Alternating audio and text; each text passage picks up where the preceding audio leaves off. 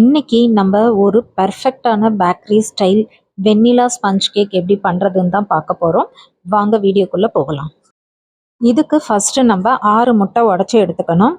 சின்னதாக இருந்தால் 7 முட்டை போடுங்க. ஓரளவுக்கு பெரிய சைஸாக இருந்ததுன்னா நமக்கு 6 முட்டையே போதும். நிறைய பேர் கேட்டிருந்தீங்க கேக் ஜெல் இல்லாமல் எனக்கு வந்து வீடியோஸ் போடுங்கன்னு சொல்லிட்டேன்னு.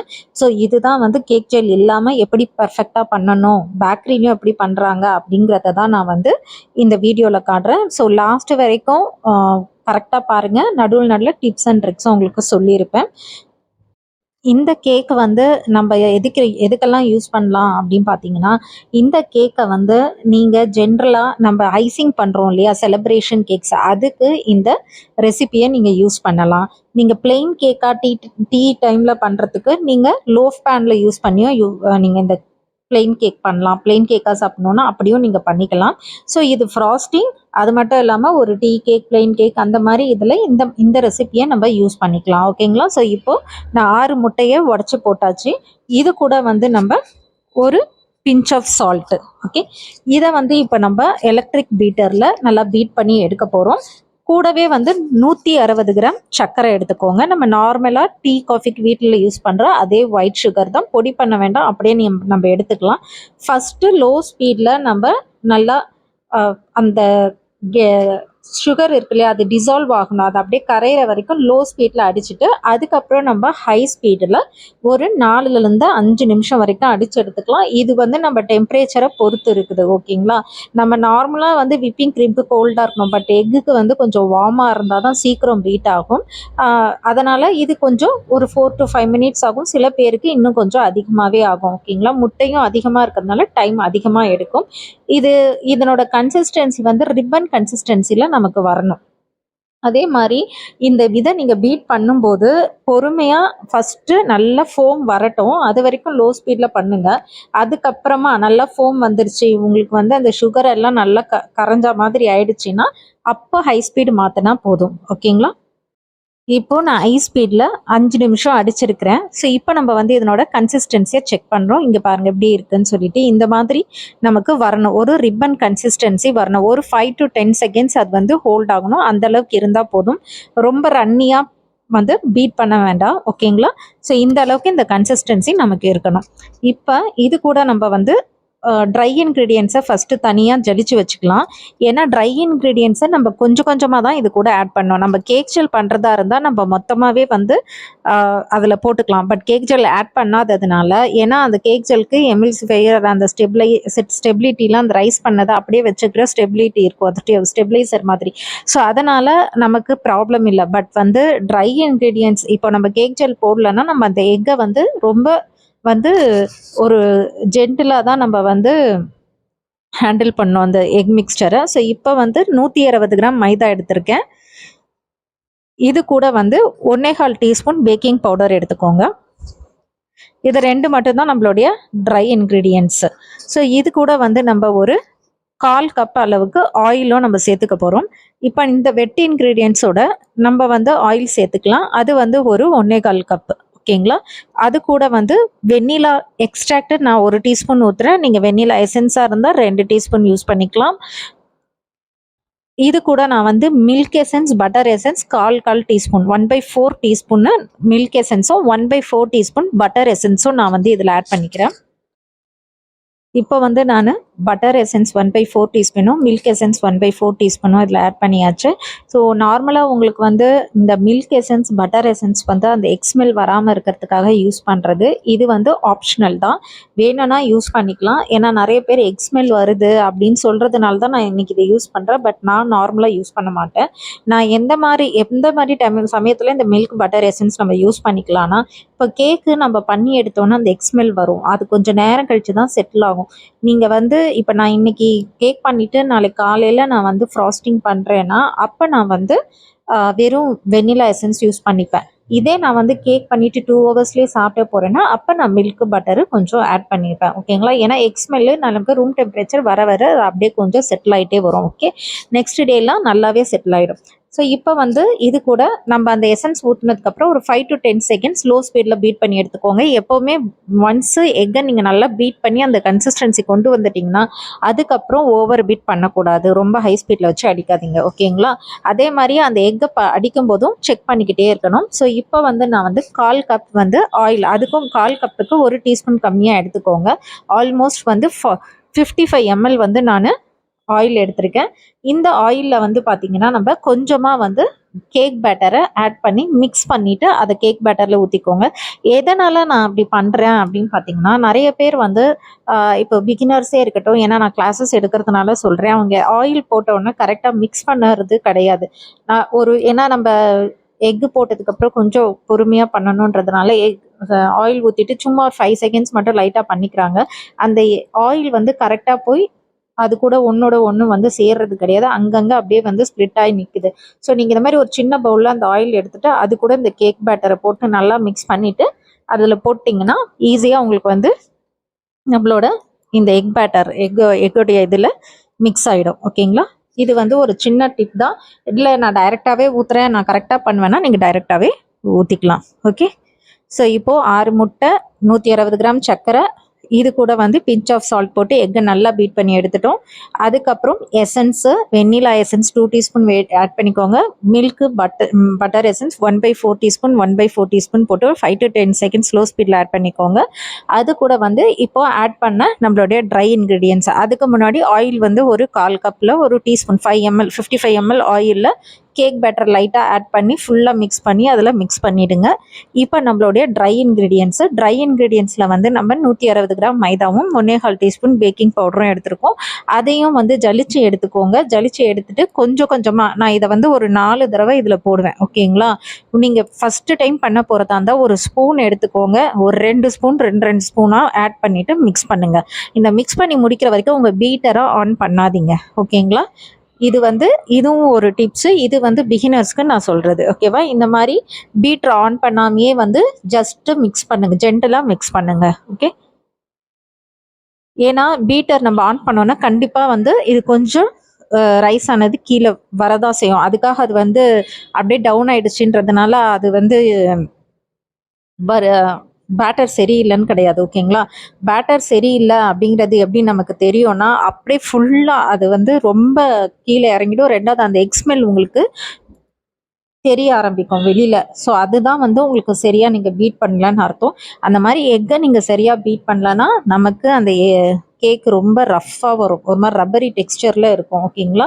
அதனால் கொஞ்சம் பொறுமையாக ஹேண்டில் பண்ணுங்கள். இதுதான் கேக் ஜெல் இல்லாமல் பண்ணோன்னா நமக்கு இருக்கிற டிஃப்ரென்ஸு. ஓகேங்களா? கேக் ஜெல் இருந்தால் பிரச்சனையே இல்லை. இன்னும் நம்மளுடைய பேட்டர் ஒயிட் கலரில் வரும். ஓகே, ஒயிட்டாக வரும். 2வது வந்து இந்த ட்ரை இன்க்ரீடியன்ஸை மொத்தமாக நம்ம போட்டுக்கலாம். ஓகேவா? ஸோ இந்த மாதிரி கொஞ்சம் கொஞ்சமாக போட்டு நம்மளுடைய எலக்ட்ரிக் பீட்டரில் அப்படியே மிக்ஸ் பண்ணிக்கோங்க. இல்லைனா உங்கள் ஸ்பேச்சுலா வச்சு மிக்ஸ் பண்ணிவிட்டு ஃபைனலாக கூட நீங்கள் எலக்ட்ரிக் பீட்டர் வச்சு ஒரு 5 to 10 செகண்ட்ஸ் நம்ம பீட் பண்ணி எடுத்துக்கலாம். ஓகேவா? ஸோ இப்போ என்னோட இது ட்ரை இன்க்ரீடியன்ஸை நான் பிரித்து பண்ணிட்டேன். இப்போ லோ ஸ்பீட்னா ஃபஸ்ட்டு ஸ்பீட்லேயே நம்ம இதை கரெக்டாக மிக்ஸ் பண்ணி எடுத்துக்கலாம். நான் ஜஸ்ட்டு வந்து ஒரு 10 to 20 செகண்ட்ஸ், அதுக்கு மேலே நான் பண்ண மாட்டேன். ஓகேங்களா? இப்போ வந்து நம்மளுடைய பேட்டர் எப்படி இறங்கியிருக்குன்னு பார்த்தீங்கல்ல, இப்படி தான் இறங்கியிருக்கும். ஓகேங்களா? ஆனால் அந்த பேட்டரோட கன்சிஸ்டன்சி பார்த்தே நம்ம கண்டுபிடிச்சிடலாம் அது நல்லா இருக்குது அப்படின்னு சொல்லிட்டுன்னு. நார்மலாக கேக் பேட்டர் எப்படி இருக்குமோ அந்த மாதிரி இருக்கணும். ஓகேவா? ஸ்மெல்லு நல்லாயிருக்கும், எல்லாமே கரெக்டாக வரும் உங்களுக்கு. நான் சொன்ன மெத்தடை அப்படியே ட்ரை பண்ணுங்கள். உங்களுக்கு 100% இது வந்து வித்தவுட் ஃபெயிலில் உங்களுக்கு அவுட்புட் நல்லா கரெக்டாக கிடைக்கும். ஓகேவா? ஜஸ்ட் மிக்ஸ் பண்ணியாச்சு. இப்போ இதை வந்து நீங்கள் 8 inch டின்லையோ இல்லை 7 inch டின்லையோ நீங்கள் யூஸ் பண்ணிக்கலாம். ஹைட்டு வேணும்னா 7 inch டின் எடுத்துக்கோங்க. 7 inch டின், பட் ஆனால் ஹைட் அதிகமாக இருக்கும். 7 inch டின்னில் வந்து உங்களுடைய கேக் டின்னோட ஹைட் வந்து குறைஞ்சது 4 inch இருக்கணும். 8 inch டின் எடுத்திங்கன்னா 3 inch இருந்தால் கூட போதும். 2.5 to 3 inch இருந்தால் கூட நீங்கள் 8 inch டின் யூஸ் பண்ணிக்கலாம்.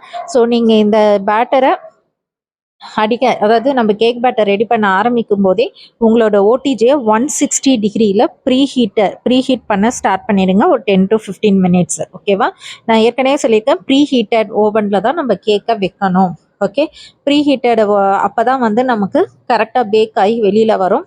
அப்படியே கூலாக இருக்கிறத வச்சுட்டு அதுக்கப்புறம் உங்கள் ஓவனை சூடு பண்ணக்கூடாது. ஸோ ப்ரீ ஹீட் பண்ண ஸ்டார்ட் பண்ணிவிடுங்க. ஸோ இப்போ நம்ம இந்த பேட்டரை வந்து கேக் டின்ல யூஸ் பண்ணிக்கலாம். நான் 7 இன்ச் டின்ல யூஸ் பண்ணுறேன். அதே மாதிரி இந்த பார்ச்மெண்ட் பேப்பர் லைனிங் கொடுக்குறீங்க இல்லையா, அதை வந்து கரெக்டாக பண்ணுங்க. ஓகேவா? அதுக்காக ரொம்ப பர்ஃபெக்டாக பண்ணோம்ல, பட் லைனிங் கொடுக்கறத கரெக்டாக அந்த இடத்துல செட் ஆகிற மாதிரி கொடுங்க. ஏன்னா இதுவுமே நிறைய பேர் என்ன பண்ணுறீங்கன்னா அப்படியே சும்மா அப்படியே ஒரு வைக்கணுமே உள்ள ஒரு பேப்பருன்றதுக்காக அப்படி வைக்கக்கூடாது. சரிங்களா? ஏன்னா அந்த கேக் பேட்டர் வந்து அப்புறம் அதுக்கேற்ற மாதிரி ஷேப் மாறிடும் சரியா இல்லைன்னா. ஸோ அதனால லைனிங் பேப்பரை கரெக்டாக கொடுங்க. அண்ட் ரெண்டாவது அடுத்த ஒரு டிப்ஸு, நம்ம கேக் ஜெல் போடாமல் இதை வந்து ஜெட்லாம் பண்ணி வைக்கணும். ஓகேங்களா? அது கூட வந்து ஏர் பபிள்ஸ் வந்து எடுக்கணுன்றதுக்காக போட்டு நல்லா இந்த டின்னை வந்து நம்ம தட்டுவோம் இல்லையா நார்மலாக, அந்த மாதிரி நம்ம பண்ணக்கூடாது. இதே கேக் ஜெல்னா பண்ணிக்கலாம். கேக் ஜெல் இல்லாத பட்சத்தில் நாம் அப்படி டேப் பண்ணாதீங்க டின்னை. ஓகேங்களா? ஜஸ்ட் உங்களோட டூத் பிக் வச்சு அந்த பபிள்ஸ் எல்லாம் ரிலீஸ் பண்ணி விடுங்க. குட்டி குட்டி பபிள்ஸ் இருக்க தான் செய்யும். ஓகேங்களா? நீங்கள் என்ன தான் வந்து நம்ம ரிமூவ் பண்ணிகிட்டே இருந்தாலும் இன்னொரு பக்கம் இந்த குட்டி குட்டி பபிள்ஸ் வரதான் செய்யும். ஏன்னா இது ரொம்ப லைட் டெக்ஸ்டராக இருக்குது. ஓகேவா? ஸோ இப்போ இதை வந்து 160 டிகிரியில் ப்ரீ ஹீட்டட் ஓவனில் நான் வந்து 45 to 50 மினிட்ஸ் பேக் பண்ணி எடுத்துகிட்டு எப்படி வந்திருக்கு அப்படின்றத காட்டுறேன். இப்போ நம்ம கேக் வந்து பேக் ஆகி வந்துடுச்சு. ஒரு 2 மினிட்ஸ் ஆகட்டும். அதுக்கப்புறம் நம்ம வந்து இதை டீமோல்ட் பண்ணிக்கலாம். இப்போ 2 மினிட்ஸ் ஆகிடுச்சு. டீமோல்ட் பண்ணலாம். ஸோ இது எதுக்கு 2 மினிட்ஸ் வைக்கிறோன்னா அந்த சைடில் இருக்க ஹீட் எல்லாம் கொஞ்சம் ரிலீஸ் ஆகட்டும். ஓகே. இப்போ ஃபஸ்ட்டு ஒரு ஒயரிங் ரேக்கில் நான் மாற்றிக்கிறேன்.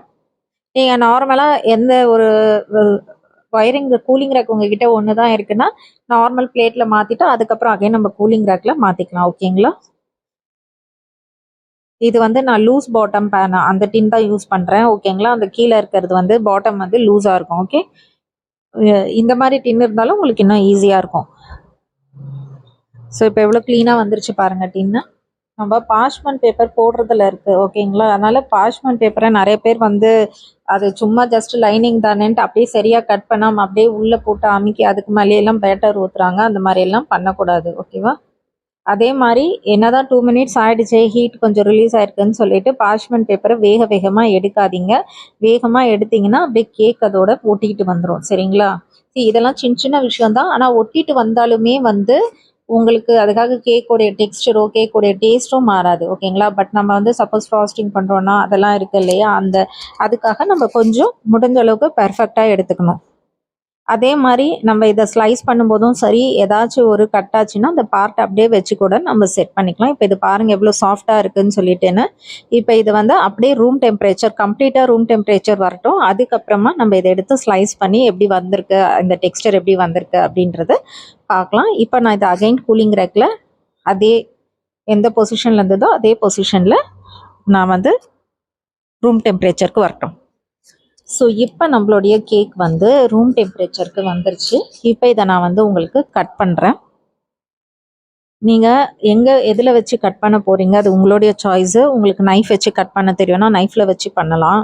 இல்லைன்னா அதுக்கான ஸ்லைசர் இருக்குது, அதை வச்சும் கட் பண்ணலாம். ஓகேங்களா? ஸோ இப்போ நான் கேக்கை வந்து அமுத்தி காமிச்சேன் இல்லையா, நல்லா வந்து ஸ்பஞ்சினஸ் நல்லா இருக்குது. ஸோ இதுதான் வந்து கேக் லெவலர்னு வாங்க. இது எல்லா எசன்ஸ் மார்ட்டில் கிடைக்குது, ஆன்லைனில் கிடைக்குது. இதெல்லாம் நீங்கள் ஆன்லைனில் வாங்கலாம். ஓகே. ஆனால் அதை பண்ணுறதுக்கு முன்னாடி நீங்கள் லெவல் எவ்வளோ வேணுன்றதை செட் பண்ணிக்கணும். நான் வந்து ஃபஸ்ட்டு லெவல்லையே வைப்பேன் இந்த கேக் லெவலரை. இதோ பாருங்கள், அந்த இருக்குல்ல, இந்த ஹைட்டே நமக்கு போதும். ஓகேவா? இதே வந்து நீங்கள் ஹைட்டு கம்மியாக அகலமாக பண்ணிங்கன்னா இன்னும் ஹைட்டு கம்மி பண்ணிக்கோங்க. உங்களுக்கு அந்த 3 பார்ட்டாக கட் பண்ணுறதுக்கான ஈக்குவல் லைன்ஸை நீங்கள் இது பண்ணிக்கலாம். அதே மாதிரி இந்த கார்னரில் கட் பண்ணும்போது கேக் லெவலரில் பண்ணும்போது பொறுமையாக கட் பண்ணுங்கள். ஏன்னா அந்த கார்னர் நமக்கு கொஞ்சம் இதுவாக இருக்கிறதுனால சம்டைம்ஸ் கட் ஆகிடும். எவ்வளோ இதுவாக வந்திருக்கு பாருங்கள். ரொம்ப வேகமாக வச்சு கேக் லெவலர் வச்சு கட் பண்ணாதீங்க. ஏன்னா கட் பண்ணோன்னா சென்டரில் சாஃப்டாக இருக்கிறதுனால கட் ஆகிடும். அந்த கார்னரில் வந்து அந்த க்ரஸ்ட் அதிகமாக இருக்கும் இல்லையா, அப்போ அது வந்து டக்குன்னு அந்த சாஃப்ட் பீஸோட கட் ஆகி வரும். ஸோ கரெக்டாக எவ்வளோ லெவலாக வந்து உங்களுக்கு கட் ஆகிருக்கு பாருங்கள். ஸோ கேக் லெவலரில் நீங்கள் கட் பண்ணிங்கன்னா ரொம்ப உங்களுக்கு பிகினர்ஸ்க்கு ரொம்ப ரொம்ப யூஸ்ஃபுல்லாக இருக்கும். ஓகேவா? இன்கேஸ் நீங்கள் லெவலர்லையோ இல்லை நைஃப்லையோ கட் பண்ணும்போது உங்கள் கேக் கட் ஆயிடுச்சுன்னா அதுக்காக தூக்கி போடாதீங்க. அதை சென்டரில் வச்சு நீங்கள் ஃப்ராஸ்டிங் பண்ணும்போது யூஸ் பண்ணிக்கலாம். ஸோ நான் இந்த மாதிரி மேலே இருக்கிற அந்த டோம் ஷேப்பில் இருக்கிறதோ இல்லை எக்ஸ்ட்ராஸையும் நான் கட் பண்ணி எடுத்துப்பேன். ஓகே, ஸோ இப்போ நம்மளுடைய வெண்ணிலா ஸ்பஞ்ச் கேக் எவ்வளோ சாஃப்டாக வந்திருக்குன்னு பார்த்தீங்களா? ஸோ நீங்களும் வீட்டில் ட்ரை பண்ணுங்கள். ட்ரை பண்ணி பார்த்துட்டு எப்படி வந்திருக்குன்னு எனக்கு கமெண்ட் செக்ஷனில் கமெண்ட் பண்ணுங்கள். ஓகேங்களா? அதே மாதிரி மடக்கி பார்க்கலான்னு ரொம்ப மடக்காதீங்க. இது வந்து திக்கான லெவலு. ஸோ அந்த திக் லெவலில் வந்து நான் திக்காக இருக்கும்போது நீங்கள் மடிச்சிங்கன்னா எந்த கேக்காக இருந்தாலும் உடஞ்சிரும். சரிங்களா? அதுக்கான ஒரு இது இருக்குது. அவ்வளோதான் வந்து நம்ம வந்து நல்லா ஃபோல்டு பண்ணி மடித்து நம்ம கேக்கை பார்க்க முடியும். மற்றபடி இவ்வளோ திக்காலாம் கட் பண்ணிவிட்டு நம்ம மடக்க ட்ரை பண்ணோன்னா உடஞ்சிரும். ஓகே, ஸோ ஓரளவுக்கு தான் மடக்கிறதுக்கு ட்ரை பண்ணோம். பட் கேக் ரொம்ப சாஃப்டாக இருக்கும். ஓகேவா? ஸோ இந்த மாதிரி டாப் போர்ஷன் வருதுல்ல, இதை என்ன பண்ணலாம் அப்படின்னா, நீங்கள் சாப்பிட்றதா இருந்தால் வெளியே சாப்பிட்றலாம். இல்லைன்னா நான் இதை கிளிங் ராப் பண்ணி ஃப்ரீசரில் செட் பண்ணிடுவேன். நம்ம டெக்கரேஷனுக்கு யூஸ் பண்ணுவேன். ஈவன் சாக்லேட் பண்ணும்போது யூஸ் பண்ணுவேன். நம்மளுடைய கேக் டெக்கரேஷனுக்கு யூஸ் பண்ணலாம். மிக்சியில் போட்டு கிரைண்ட் பண்ணிவிட்டு அந்த தூள் வச்சு நம்ம யூஸ் பண்ணிக்கலாம். ஓகேங்களா? ஸோ வீட்டில் ட்ரை பண்ணுங்கள். ட்ரை பண்ணி பார்த்துட்டு எப்படி வந்திருக்குன்னு எனக்கு கமெண்ட் செக்ஷனில் கமெண்ட் பண்ணுங்கள். இப்போ நான் இந்த ஸ்லைஸை நல்லா கரெக்டாக வச்சு உங்களுக்கு காட்டுறேன். ஸோ உங்களுக்கே வந்து தெரியும் அது எப்படி வந்து இருக்குதுன்னு பார்க்குறதுக்கு. ஓகேங்களா? ஸோ எவ்வளோ நல்லா வந்திருக்கு பாருங்கள். Okay, so thank you friends. Thanks for வாட்சிங் மை சேனல்.